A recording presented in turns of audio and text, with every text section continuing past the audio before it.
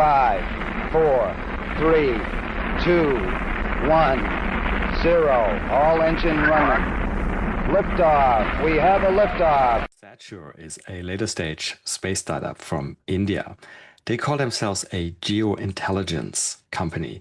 What that means is they take Earth observation, imaging, and turn it into actionable insights for various industry verticals.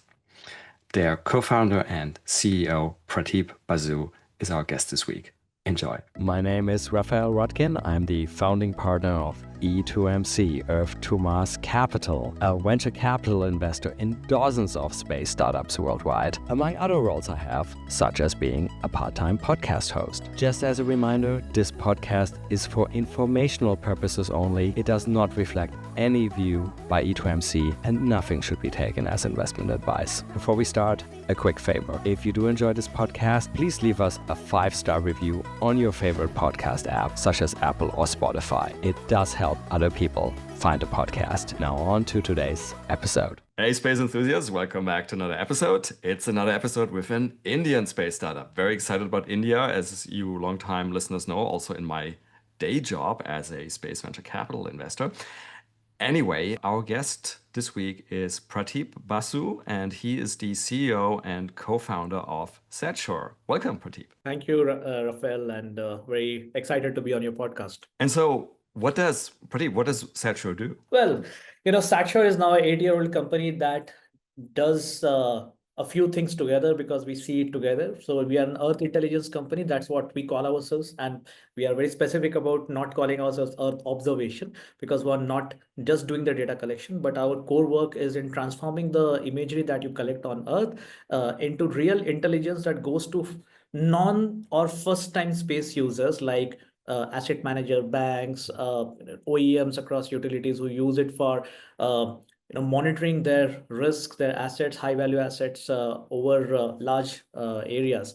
That's a very short elevator pitch, but I'm happy to explain more what we're doing over the course of your podcast. Oh, we'll delve into the details. Don't worry. But let me pick up on something like you said there. You manage sort of customer groups like asset management and so forth.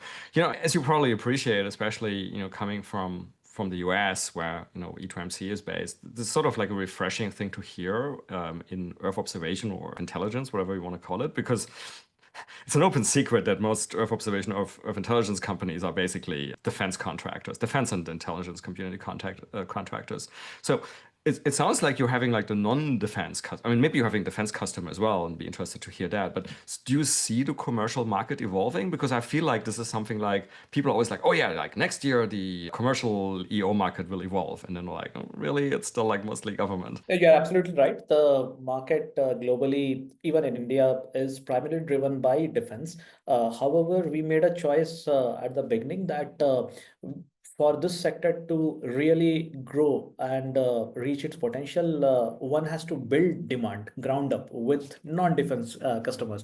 Now, the thing is with defense, it's an easy sell. If you're selling data, you need to just make sure that your specs, your coverage, those are met, assets are up in orbit, and your GTM is solved. But when it comes to non-defense use cases, the business value of what you interpret out of the pixels can be very different. So it's not the tech there, it's the GTM that is more complicated. And hence we decided to work initially on those things which were uncharted territory. Like, for example, how can we enable banks to give loans to smallholder farmers more efficiently, provide them better risk perception? Now, most people that we know globally in the EO sector, they were not doing that because it's not, the banks do not go and buy pixels. They don't even buy a dashboard. It has to mean something to them. So that is the kind of last mile work which we did. Now, obviously, it would be incorrect to say that we haven't anchored our business growth around defense. It would be stupid to not leverage the tailwinds on that. But definitely, as a company, our majority of the business today is not driven by defense. It's driven by commercial applications across financial services, aviation, etc. And so for commercial applications, well, I can think of at least 2 follow-up questions. One is, I mean, space in general, and this is not just about EO, I see this with other things as well, like in space manufacturing. Like as soon as people like you and I leave our like cherished like space bubble, where everyone is excited about space and understands what's going on, people are kind of like, yeah, space, okay, cool, slightly crazy. If you go and speak to some, like banks for the loans, I mean, how hard is that? Like, do they get that? Is that a lot of educational work, or how is the sell to that type of customer for space data? Indeed, it's a lot of educational work, and we are proud to have actually made an impact on that. So first of all, people don't know within the sector what is possible and not possible using data from space. Secondly, they can't just consume satellite imagery into their processes. Just to give a context, in India, we have about 150 million farmers, of which about 70 million farmers are part of the institutional banks. Now, you imagine that agriculture loans are renewed every year for 70 billion people. So even if we take a monthly cut out of it, it's like 5 million a month volume across only about less than 50 financial institutions. So it's a very different kind of business model. It's a very different kind of user base, and hence, there need to be decision insights associated with the space data. You cannot say a field is green, or there is some prediction on yield that we cannot give assurance on. We have to give assurance on it because it defines whether a loan is given or not to a poor farmer, a low income farmer. Hence, the GTM here becomes complicated because you have to co-build with the users, and that takes time, and that is market building, which is what we have done. Today we are having more than 400,000 hits a month for our reports, like a credit score report, which actually at the back end requires a huge amount of satellite data over years, interpreted and simplified in terms of scoring, ranking mechanisms that the banks have been adjusting their loss given default ratios on the bank. So today, as a person who came from space industry, I speak the language of banks, and that is the transition the space industry has to make in order to create real markets beyond defense. I fully agree. If we want to go, anyone who wants to go towards something like downstream, they need to understand the non-space customer, which I think is where many startups are still failing because they tend to be basically just space focused and only have space expertise. Now, having said that, that sounds like a reasonable amount of work. Like you had to learn about the banking industry and what's important to them. Probably, I'm assuming even like details like, okay, how do they ingest the data? Like, what are their IT systems? Like, what kind of format can I send the data? Like, like how, like, is there any cybersecurity? Like, like, I mean, you probably had to get really into the weeds. So that sounds very labor intensive, possible like scalability issue. Like, how do you think about that? I guess like, because there's many verticals you could go after. I mean, at least I sort of optimistically think that many non-space sectors, if not all of them, could probably use space data in some way. Um, how did you decide to pick the verticals that you're currently focusing on, and how do you think about the sort of scalability given the labor Yeah. intensity, if I'm right about the labor intensity? You're absolutely right about labor intensity. Indeed, it requires a very interdisciplinary team to pull it off. You need data scientists who are experts at interpretation of image. You need data analysts who have some domain knowledge, let's say agriculture in this case. You need product managers and customer success or sales who are coming from the vertical domain like banking and agriculture and all. And then you need people who are building the backends, etc., which who are coming core platform engineering. So all of this, in order to build to the scale of something like India, which has 3 million square kilometer area, obviously, uh, revenue traction only starts building up when the product is fully usable and market has tested it, etc., etc. So we were very clear from the beginning that um, there is there is very little chances of any of us surviving if we only took one problem and tried to solve it at scale, because at scale the costs overshoot, your team bloats up.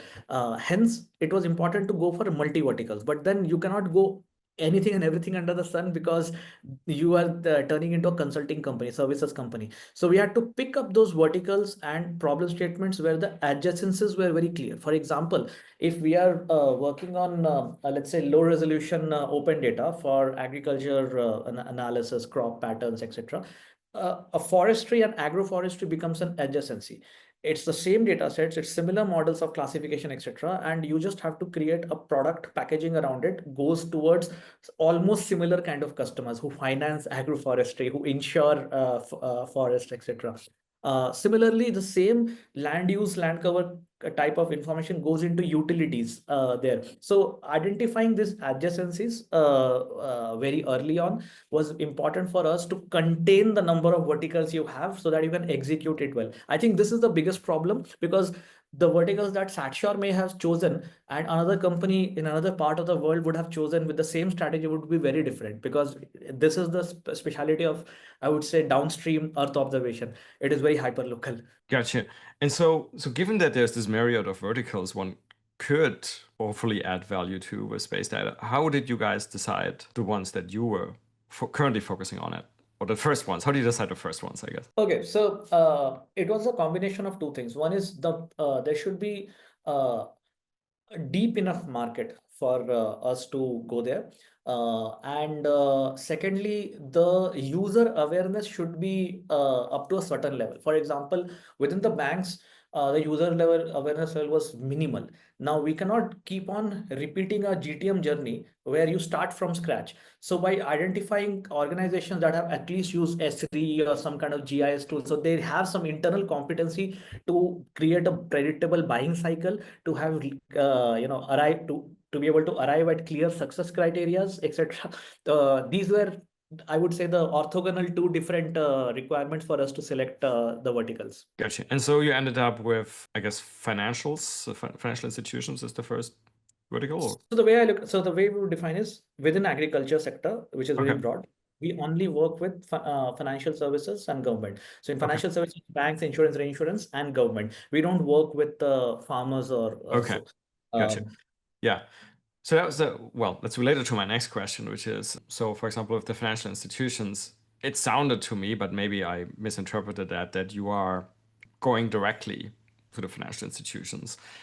Now, however, actually, just a minute ago or so, you referred to consultants, right? Like that you don't want to become a consulting company. But I mean, there are certain people, I guess, who are already working with your potential customer groups that could be theoretically intermediaries, right? Like consultants, or you mentioned asset managers as well, right? And then intermediary could be as simple as you provide data through like a Bloomberg or something. How did, as part of your decision making on the go to market, how did you think about that, the sort of like going direct versus maybe using intermediaries? That's a great question. It depends on the stage of the market development and the product development where you choose to go direct or via partner. So, for example, with the banks, you know that if you go through intermediaries, the context drop between the end user and us would have been very high. Uh, there is no, let's say, consulting firm that has a sound record of implementing something like this. So whenever you are in market discovery and product early stage, the best way to, at least according to me, is to go direct. Do not go through partners, because then you are not doing justice to your vision and to the product that you are trying to build. You're just wasting money. But once you have had some certain early successes and maybe tending towards the standard operating process of final implementation, because the bank will suddenly not absorb your product. They will test it, they will trial it, they will back and forth, and then only you will have to get into their process systems like a loan management system, origination system, etc. At that time, when you have reached that stage, then it makes sense to tie up with those intermediaries, like who is the OEM of a loan origination system, which the most banks use. Go with them so that you can then go through the scale issues like information security checks, simple vendor onboarding at times, etc. So I see GTM as an evolving thing across product and market evolution stage. Okay. And so are there any other, besides your current main customer groups and use cases, is there other space intelligence use cases you are excited about for the future? Definitely. So, while we started with the agriculture and especially the financial services part pretty early, over the last few years, we have actively done those discoveries in across power utilities, roads, and aviation sector here. So these are all critical infrastructure kind of things, and I am particularly interested and excited to see how this evolves because traditionally these have not been sectors that use space data, but they have tremendous amount of gaps, inefficiencies that can be solved, in my opinion, a lot of it by space data, not all of it. And we I am particularly excited about aviation and roads, where we have gone beyond early traction, and today several airports across India use our augmentation on the air traffic management system. We have now large, like we have scaling examples across different geographies for the road monitoring piece. So yeah. Okay, makes sense. Let me just for fun, let me ask you the inverse question as well. I mean, not SatSure specific, but general like Earth observation, Earth intelligence. Do you think there's any use cases which are just like silly or overhyped that people mentioned, and you think like, okay, that actually doesn't make any sense. Like we shouldn't do that. I, I mean, to be honest, if I make a comment like that, it might be not fully informed. So Fair enough. Yeah. So, for example, I thought trying to provide services to farmers on precision farming kind of stuff would be silly, but it is silly in developing countries where the farmers are low income and not very well informed about how to use technology. It will definitely work in the US, Australia, these kind of markets. So yeah, nothing in the world has a single interpretation, so I'll steer clear of it. Okay, that's fair enough. That was actually a good example of the precision farming and the different applicability in different parts of the world. I hadn't thought about that, but it makes a lot of sense. Okay, so we've talked a lot about sort of a market. Just for some reason, the conversation started there in my mind.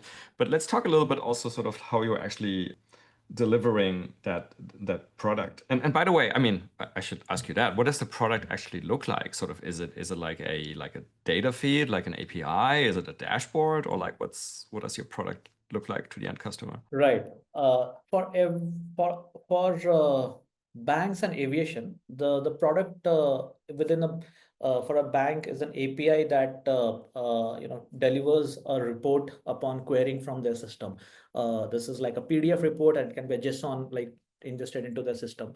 For aviation, it is a dashboard, web dashboard. But these are two evolved product lines for us. The journey to arrive at this configuration requires us to sometimes build stuff custom, and we do it very fast today. Where after the first maybe 3 to 5 implementation with enterprise customers, we know what are the repeatable things across, and that's how we then fix a product frame.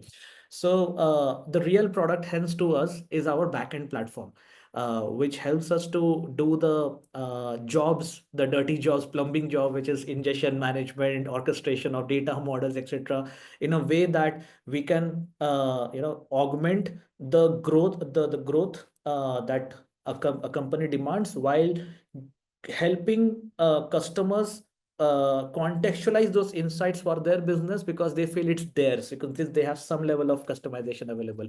So think of us like a business model that is very similar to Palantir, where Palantir's platform is the main thing. You onboard the data, you do all the analysis, and then you have some kind of forward deployed. In the case of Palantir, it will be forward deployed software engineers. In our case, it's forward deployed data scientists. Okay, and so I mean, I'm a machine learning data science guy by background, so I think I get that. So it's basically like what you have there, what you call the backend, the plumbing, is basically something that allows you to ingest data from many different sources, like fuse that kind of in some way, that you have like a big, what sometimes people call like the data lake, right?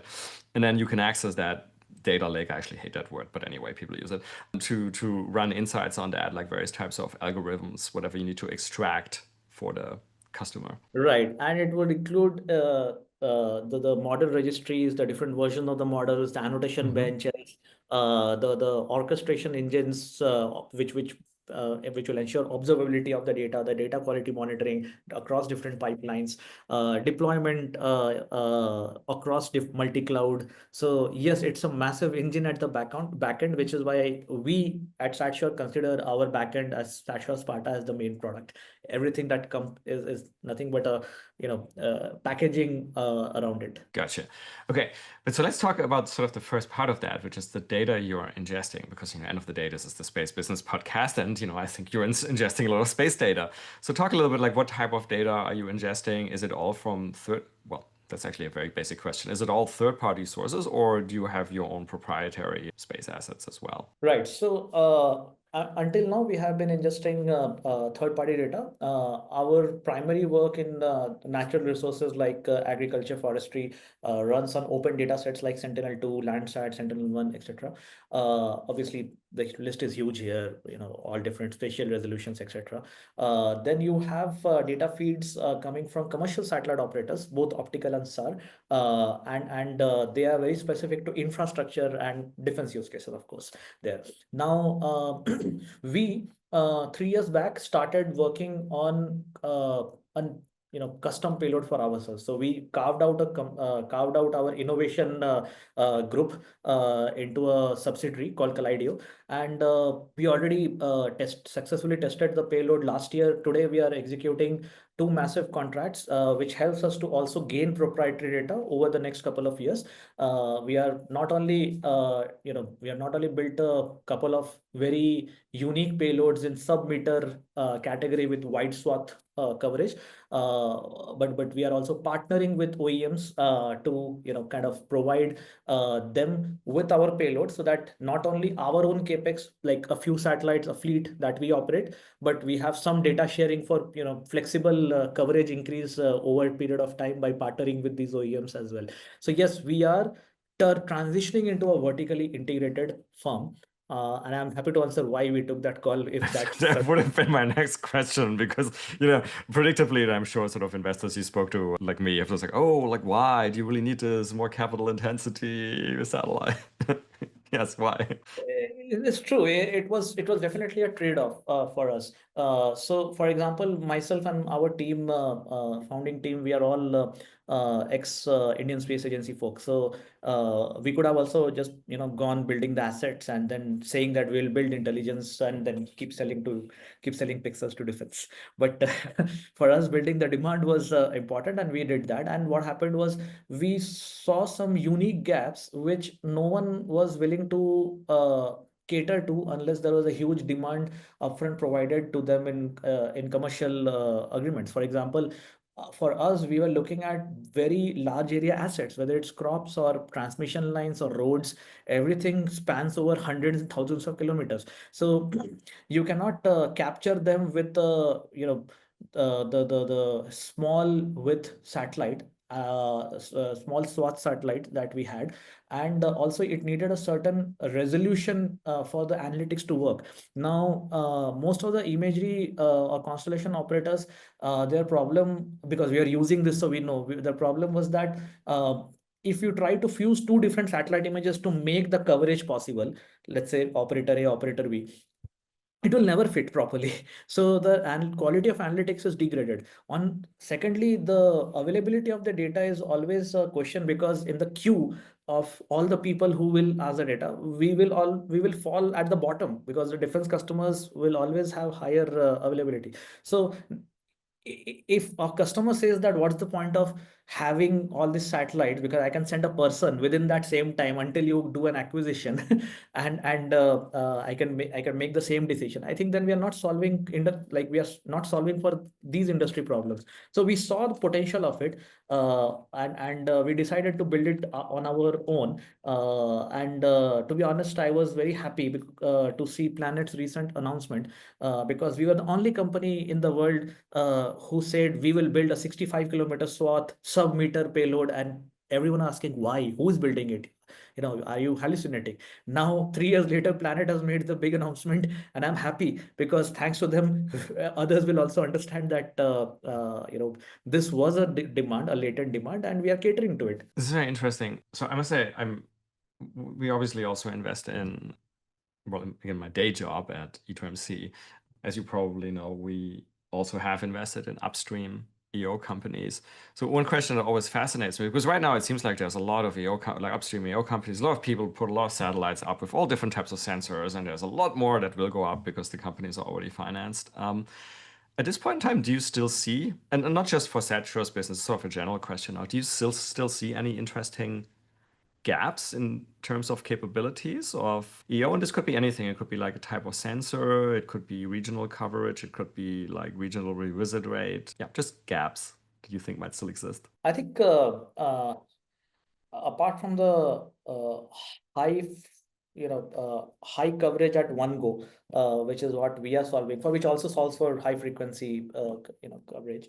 uh, there is obviously more space for sensor diversity here in EO, and also sensor quality. For example, as a downstream company, we do care what is the signal to noise ratio, MTF, image characteristics. I really don't care if it's being GSD 0.5 meter if I can't interpret it using a model. So unfortunately, a lot of the previous generation assets by satellite operators were like that, unusable, literally, for analytics purposes.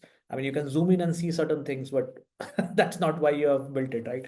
So I, today, I think those gaps are plugged, almost plugged by some of the early satellite operators. So I do see that sensor diversity, which Planet and some other companies like SatView, Constel are doing, is a good trend.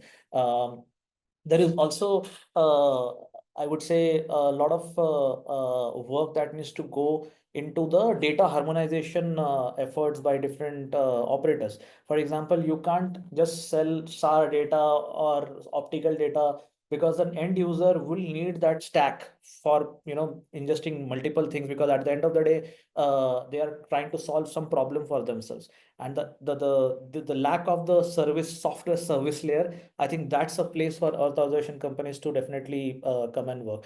Unfortunately, most of it we had to build it ourselves on the go, because yeah, that's that's life. But don't you think that's yet, sometimes I think that's just yet another side effect of the fact that most of the industry has been so focused on selling into a government customer, who are perfectly fine ingesting raw data. And so they just never developed that part. Precisely, and now is the age of sovereign constellations. Everyone will try to bundle and sell Yes.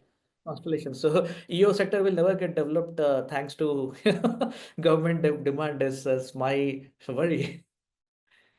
I mean, actually, on that, do you have any view on like, maybe it's just a fluke, but it seems like we've seen several announcements in the recent past of companies that at least once upon a time were thought of primarily as Earth observation companies doing relatively big, basically spacecraft sales companies, or just seemingly pivoting to being spacecraft manufacturers. Do you have any view on that? You see, when your cost center becomes your revenue center, there is a market problem. Yeah, okay, fair enough. And honestly, if there were folks who were willing to build an end-to-end satellite payload for us without asking us to put an upfront $40 million check, but co-building with us, we would have not built our own payloads. That's the reality. Because I'm also trying making, unfortunately, my cost center here through the vertical integration of my a revenue center. But the market is broken. The understanding is broken. That's the problem. The space industry, unfortunately, lives in its own, well, uh, and some people like us are forced to do it. I'm sure the others, like Earth observation companies providing satellite are also getting forced to do it, because the how much data can you keep pushing through NGA and DoD? Well, that's another interesting question. How much data can you keep pushing? So okay, so like if you take something like hyperspectral, right? So I don't know, once upon a time people thought, oh yeah, hyperspectral, very cool, and we have like I don't know, few dozen bands, right? And let's just assume that like SNR is like acceptable, just for argument's sake. And now people are like, oh, now we have a few hundred bands. Or some people are talking about sort of like in the low thousands of bands. Do, do you see like this is going to be something where eventually people just find use cases for it, or do you think there's sort of like some sort of asymptotic, I don't know, overkill of data. Well, see, hyperspectral data is vastly useful, but it requires a lot more efforts on the use case development with the market. Like, what's a success criteria for a agronomist in, I don't know, Syngenta Bayer kind of firm that he's not able to meet with multispectral? So those things should be quantified. Right now, we have a lot of storytelling around Yeah. it. So I'm yet to see, for example, we are working with so many agri firms globally. I'm yet to see a real success story of hyperspectral data within these kind of segments. However, I would argue that hyperspectral data is still very useful. I am excited about it. We work with Pixel, we are working with Wyvern, and we do see a lot of new observations that are coming, but we don't yet know what's the willingness to pay for this extra insight. So this is a market like last mile connect problem. Yeah, which is why probably it's going to start obviously with a government customer again, because if you're like national security and have a lot of budget, you probably get the data, just in case there's some insight coming from it. So the thing with even pushing that to national security kind of use cases is that it will be a plan C option for them, because your plan A still would be 25 to 30 centimeter data. Okay. Mm. And then is SAR. Then comes hyperspectral for specific Yeah, use. yeah. Okay, so actually another, I guess, side effect of this all, especially stuff like hyperspectral, is I guess like we had on Earth, like explosion of internet data, there's going to be some sort of, I'm assuming, exponential explosion of space data, um, which then has all sorts of, I guess, consequences and interesting questions like, are we able to get all of this data back? Should we get all of this data back? How much onboard processing should we do? Now people obviously starting to talk about data centers in space. I don't know. What's your view on that? Sort of the getting the data back and or processing it in space. Well, processing in space has some advantages. Indeed, we have an active, let's say, R&D since 2023 going on. But it's limited in use cases. For example, of course, for defense, if something can be arrived at, like an insight can be arrived in 15 minutes, it's better Yeah. than 30. It can Basically save where lives. you need like very like low latency. Like you just need to know it right now. I guess example, sort of extreme example would be sort of like, I don't know, like the US, like the missile defense shield, the Golden Dome, like okay, the missile adversary launched the missile. I really need to know this right now. I can't like process this for like an hour and send it back to ground station, whatever. Absolutely, which is why defense use cases and disaster management use cases are the only ones which make commercial sense for edge processing, in my opinion. Others don't cut it. I mean, you can do it, but they won't cut a commercial case here. And when we look at the overall downlinking chain, I mean, of course, we would love to have more efficiencies driven on that. I mean, we see a lot of exciting work happening in this domain already, in terms of maximizing the volume of data that you can download at one go. And there is also the optical links, which are hugely exciting, because this deluge of data that you're speaking of. What's the point of having so much supply if you can't actually bring it back? Like, you have a drop off between how much you can capture and how much you bring. On top of that, how much you bring, there is a drop off of how much you actually monetize and utilize, right? So these are definitive industry problems, but I don't think one company can do it all. I was mentioning about this higher volume download at once. I think Skynopy is doing some interesting work on that. It's a French company there. So we need innovations also like this to improve the value chain of EO. But is this something that you get involved in, or this is because I forgot to ask you, like you said you're developing like payload, right? But I assume the sort of probably the bus, you leave that to someone else, and the operation to this of the satellite probably to someone else. And Absolutely, because we are not a satellite operator. As I said, we are an yeah. Earth intelligence company. We were forced to make the payload by ourselves. If someone had done a custom design, we would have paid for it, and then just made sure that the asset is ours. And we know that even when our assets are up, our solutions will still need slightly diverse set of data sets. So we'll have to continue procurement of other data as satellite data as well. But this was a necessity to do the following things for us. Number one, uh, it has a very direct impact on our GM, gross margin, moving forward. And number two, you can have price as a lever finally, which you do not have the luxury when you are at the mercy of SLAs of a couple of companies who have high quality assets. And last but not the least, you have also the luxury of flexible SLAs with your customers on directly intelligence deriving rather than pixel selling. And we see these three as definitive modes to keep annealing through the early stage markets that commercial Earth observation is going through. Um, and also we chose not to make the bus etc because we understand these are totally different businesses. We are not a manufacturing company here, and there are many people doing it today. So you have enough power as a you have enough power as a buyer because there are multiple suppliers here vying for the same set of limited contracts beyond defense. Gotcha. And somewhere you were saying sort of like, you had to look for other data sets. How efficient and transparent do you see the Earth observation or Earth intelligence data market right now? It still seems like a little bit of a pain in the ass from what I can tell, but I'm also not doing it on a day-to-day basis. And I know there's some consolidators around like Skywatch and Skyfi and others, but is that market already efficient, or is there like scope to improve that?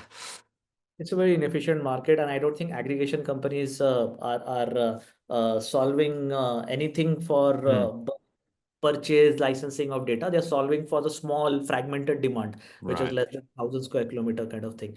So, in that sense, yes, there is lack of transparency, and that is by design. And you know, I personally don't think transparency is good right now in this industry as well. It's a hideous topic. I know it's a controversial one, but the reason for that is the sense of business value for the same data, the same intelligence can be very different for different buyers.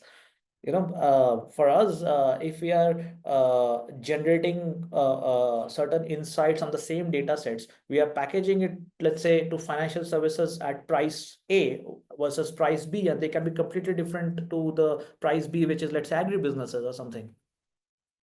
Interesting. I haven't thought about it, but that actually does make sense. I mean, since we're talking about the industry at large here, do you have any sort of, I mean, I'm sorry, this is going to be a difficult question, and you can avoid it if you want. But like, do you have any like view where the EO industry is going to go in the medium term? Like now it seems like there's a lot of upstream companies. Some people say that there really should be consolidation at this point. Like like it's just saying right now, everyone's, or the majority of people seem to go towards a vertically integrated model. I don't know. Do you have a view where everything might go in the medium term, or where it should go? Which two separate questions. Yeah, well, the beautiful thing about the EO industry is that it can expand in different directions and it will still be a market creation. Unlike navigation and communication, the there is no limit to Earth observation market, in my opinion. But the only holdback of it is that because of its wide variety of or wide footprint on different industries, uh, there is no single company that is a big prime in the downstream application here. And that, in my opinion, is the biggest drawback of the industry, because at the end of the day, in order to capture the value from its wide footprint, you need people who can sell, people who can understand the industry problems and contextualize. And Unfortunately, that is not the direction in which currently the trends are for Earth observation industry, because everyone is enamored by Yeah. the big constellation as a service sales, which I mentioned earlier, I think is detrimental for the industry's growth overall. My wish list of which direction it should go is that companies that are in the downstream should actually be more focused on the AI part. Like, they should be ones focused on, let's say, a few applications that they are serving through embeddings and agents, and essentially the frame of those companies should be pure AI enterprise services or products here. And those are the companies which will actually expand the Earth observation industry. I think Google, for instance, does more for the Earth observation industry than any other operator. You have more people creating value using Google Earth Engine and the free embeddings, etc., than anyone else. So yeah, that's like a convergence of AI, Earth observation, and context of several industries coming together. Uh, yeah, but unfortunately, that's not a direction that I'm seeing people go, because either you're selling constellations or your downstream companies who have raised, at least the first wave of companies raised good amount of capital without actually having a GTM thesis, and have gone down. I can name a few, Sure. Yeah, Wendell. we know the names. We don't have to pick on them. Yes. So, Like but some but companies which started like in like 2010 or so, like yeah, like a while ago. Yeah. yeah, a lot of investors or rather saw that as an end of an era, and a potential loss of opportunity. I don't think that is true, because the real problem to solve here is the velocity of GTM. I think there is a lot to take from companies like Anduril, C3 AI, and Palantir on how they have gone about creating markets from nowhere, and that requires good salespeople, technical salespeople in the industry.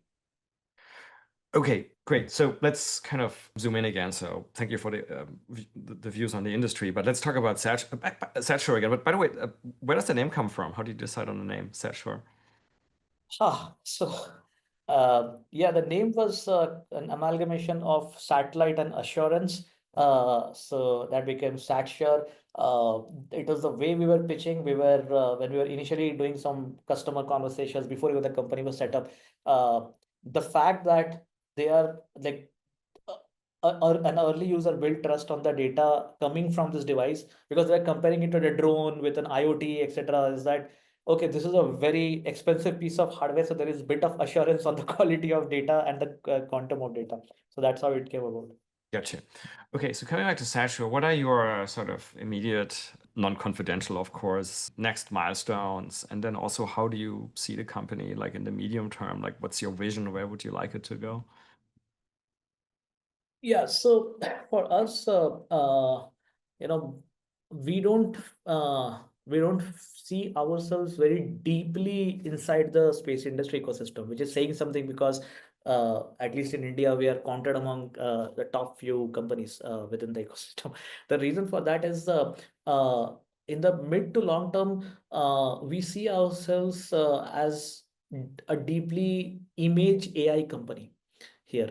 And That's where our investments are happening. Even our capex that is happening is because of the volume of proprietary data pumped into our models, that's gone from previously deep learning to now a lot more complicated foundation models, which is helping us to do the same task at a faster rate, complete those proof of concepts faster, move the GTM faster. I think that's the DNA of the team, and that's the direction also where we are going as a focused satellite image AI company. Gotcha. Makes sense. Okay, we only have a few minutes left. We could keep speaking on here for many hours probably. So just some closing questions for you. One, you're based in Bangalore, and I'm biased. I'm very excited. My longtime listeners know this. My day job, I'm very excited about the Indian space ecosystem. How do you see the India space ecosystem right now? Well, it's vibrant, young, and growing. Uh, I think some of us were early to the party, like SatSure, Pixel, Bellatrix, Agnicool, Skyroot, and it was a bit of a lonely space for a while, and suddenly we have this spurt of new companies that have come up. Some of them you have invested in, and it's exciting to be here, because just the sheer energy and the kind of global leadership aspirations that you see among the group here. I think it's a very positive energy. It's something like what we didn't have when we were entering the workforce a couple of decades back. And I think give it another 4 or 5 years, and you will see at least a few Indian companies counted among global leaders across different industry verticals. Yeah, I very much hope so. And I agree that I think this is going to happen. Talking about space in general, so I mean, you're obviously very knowledgeable on space in general, beyond what you're immediately doing at SatSure. If you weren't doing SatSure, is there anything else you think is sort of exciting opportunity for people in commercial space? Oh, there are so many, to be honest. I end up having FOMO whenever I think about it. So I guess folks like InSpace City and Orbited are doing some very exciting work on in orbit servicing stuff. The in orbit economy to me is very exciting. A company like Verda Space having targeted the pharmaceutical industry on and the way they have gone about demonstrating value is pretty great. To me, energy from space and some of these in orbit economy are vastly exciting. But yeah, probably if I had to do those, now is the right time. When I started SatSure, I don't think I would have had the guts to start in these areas. Gotcha.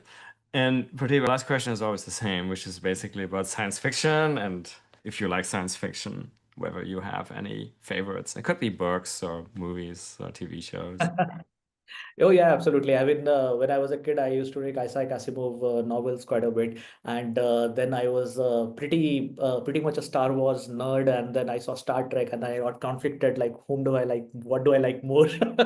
So I have grown up just like any other person across the other part of the world on pop science fiction, sci-fi characters and stories. Terrific. Pradeep, thank you so much for coming on and telling us all about SatSure and the industry, your industry at large. Best of luck for the next steps. And yeah, maybe we'll speak again in a couple of years or so. Thank you so much, Rafael, for having me. It was lovely speaking with you as well. Thank you. And that's it for another nominal episode of the Space Business Podcast. And once more, if you enjoyed this episode, please leave us a 5-star rating on your favorite podcast platform, such as Apple or Spotify. You can follow us on Twitter at podcast_space. We're also on LinkedIn under the Space Business Podcast. Lastly, if you have any feedback, including ideas for guests, and that may even include yourself if you have an exciting space story to tell, or are interested in becoming a sponsor, or really for any other suggestions, you can drop us an email at spacebusinesspodcast@gmail.com. Thanks so much for listening, and see you for the next episode.